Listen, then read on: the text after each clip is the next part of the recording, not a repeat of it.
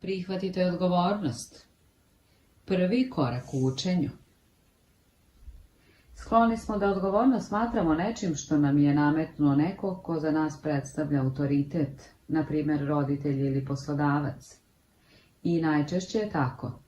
Ali odgovornost je također nešto što moramo biti spremni da prihvatimo. Nakon 45 godina rukovođenja i podučavanja, zaključio sam da je odgovornost jedna od najvažnijih moralnih kategorija. Ništa neće unaprediti naš potencijal dok ne napravimo iskorak i kažemo ja snosim odgovornost. Ako ne preuzmete odgovornost, odričete se kontrole nad svojim životom. Kada preuzmete odgovornost za svoj život, svoje postupke, svoje greške i svoj razvoj, stvarate uslove u kojima ćete uvek moći da učite i često doživljavate uspeh. U sportu se kaže biti na pravom